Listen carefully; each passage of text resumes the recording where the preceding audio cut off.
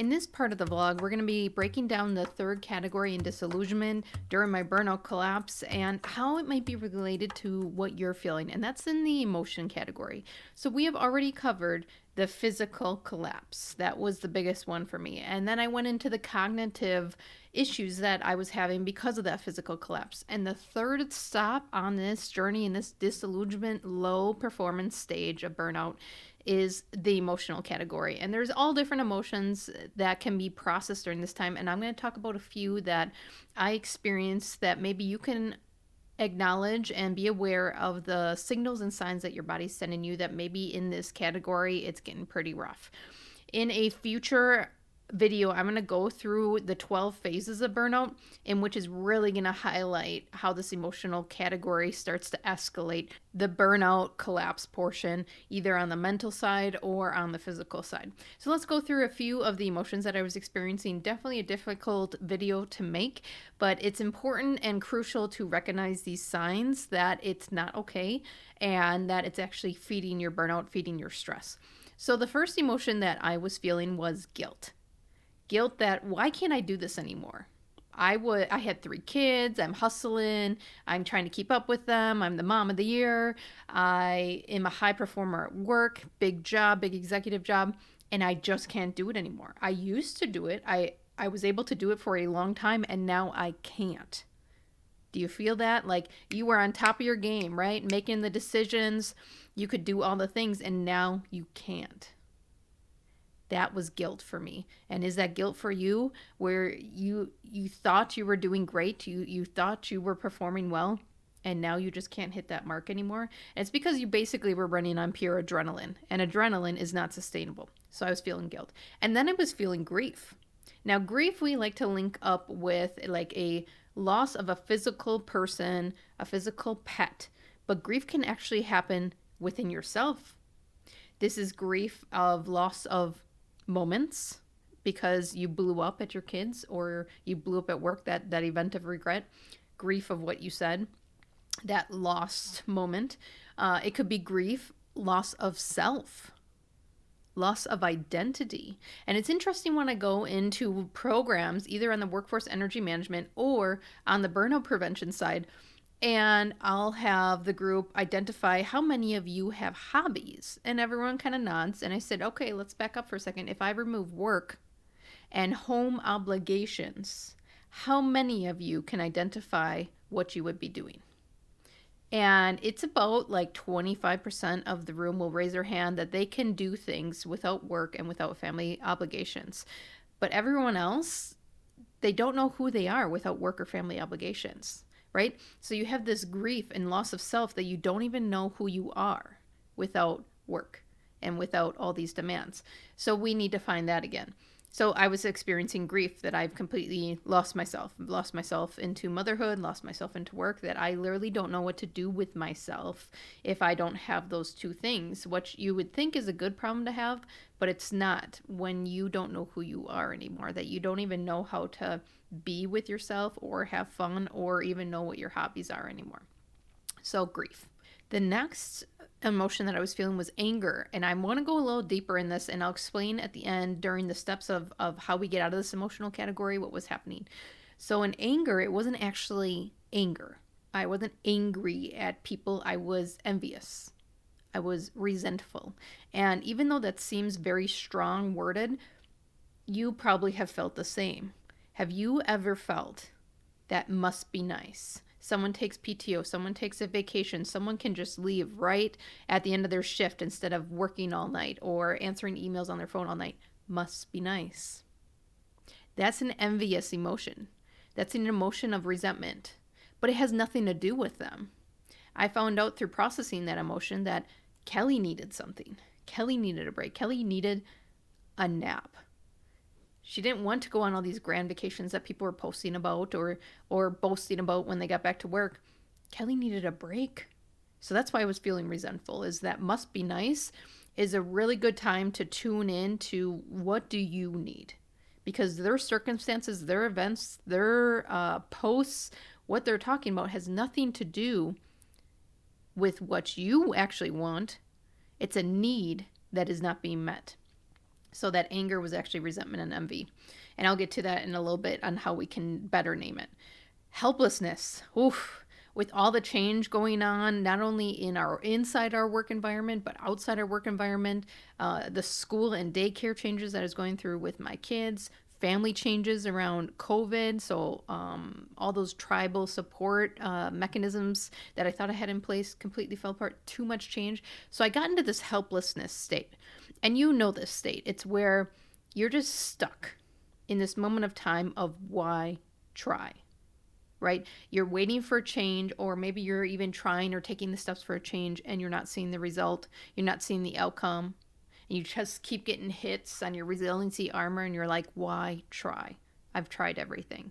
And this is keeping you kind of stuck in a victim mode, which is helplessness, hopelessness. You don't want to take those steps and create a plan anymore because why try? So this helplessness state was starting to come in every day. And then overwhelm. Because you're in this helplessness state, it was too much. It was too much to work through. I couldn't even figure out where to go next. Where I started was decision, move forward. Let's keep action. And now I'm just stuck. Why try? So then the overwhelm, more and more and more starts piling on. It was too much and I couldn't even figure out where to start. So do you feel that? Do you feel some of those emotions of guilt and grief, anger, or actually resentment and envy? That helplessness state of why try, or overwhelm. Like no matter what you do, you can't get ahead, right? It's just piling on and you're going more and more underwater. So let's talk about a few steps to start working through this category. The first step you want to take is addressing the first two categories talked about in disillusionment in this burnout state, and that was physical and cognitive. If physically you are not well, you are not processing hormones well, which is like your stress hormone. This is hormones that make things just harder to deal with that stress. This is sleep hormones that are getting you some rest to process. Rest so you can have a better day. So physically, if you're not well, you know that you don't have the greatest of days, right? So physically, we got to look at how can we start to redirect your body back to better hormonal rhythms, back to a more functioning state. Cognitively, if you are in a crappy mindset, if you are always in a negative mindset, and I'm not talking about the toxic positivity opposite, I'm talking about just like poo-pooing on everything, on why try, but also like you're taking it out on other people. Anytime anything even good remotely happens to you, you still shove it down as a negative. So that negative mindset is not going to feed positive emotions, is it? So you have to start to work on some of the cognitive things, is unloading and minimizing the decisions that you have to make, really working on what is going to go well today, what's one thing I can accomplish today to get that proof of progress in your brain. Working on the physical and the cognitive categories will feed a better emotional category direction back to energy, back to this exploration and experimentation that will get you up that performance curve again. So if you're working on categories, that's also going to feed the need. The second thing you got to do is process the emotions. Ugh, gross. That was really difficult for me. I was very much a person that doesn't process emotions well. I bury them deep in my gut, probably why my digestive system was the first thing to go in my burnout collapse. And so when you start processing these emotions, you have to name them. Because if you're trying to process emotions and nothing's happening, you're naming the wrong emotion. Let's go back to that anger example. I wasn't actually angry. I was envious. I was resentful that other people's lives were this way and my life was that way, which their life has nothing to do with mine. I have a need that is not being met. So processing the right emotion is going to be important. And there's a future video on this channel, so make sure you subscribe and follow for that upcoming episode. Also out on my Burnout Community Hub on Patreon. The Name the Emotion video is already out there. All these videos are pre-released out there.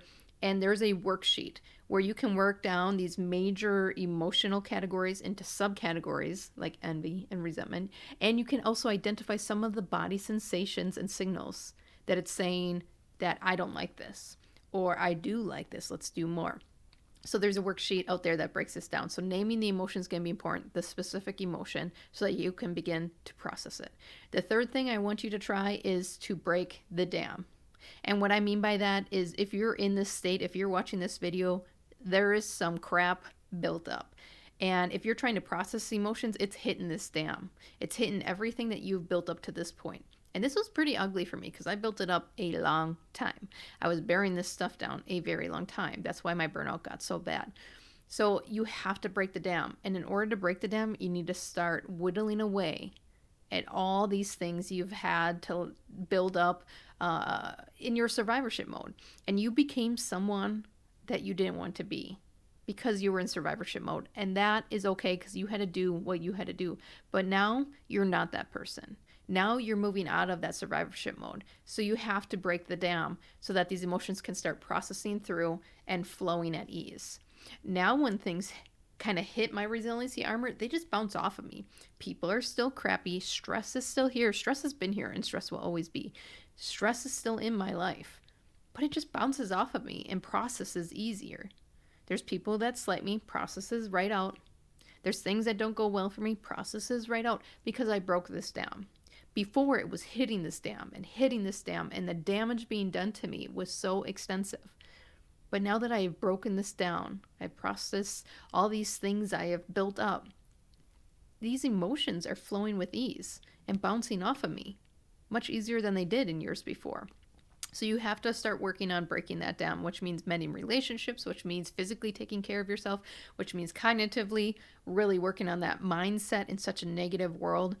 And we are going to go over the fourth category in a couple weeks on relationships and give you some relationship tips to start having those healthy conflict conversations, start realizing the relationships that are toxic that maybe don't need to be in your life, and the ones that you should probably work on mending.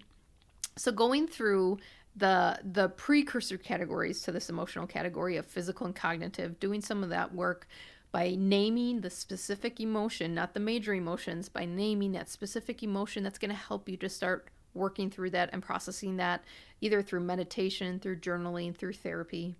And then, of course, the third one is breaking down the dam that you've built up over the years so that you can begin to flow these emotions and go through your days just a little bit lighter. So a key thing in this emotional category that I want you to remember is we're not getting rid of emotions. We're processing them and naming them so emotions can be around with ease. So they're not a damper on your life. So you can have something happen to you and it bounces right off of you, that resiliency armor. Because the only way out of this darkness is up the curve in exploring and experimentation back to energy.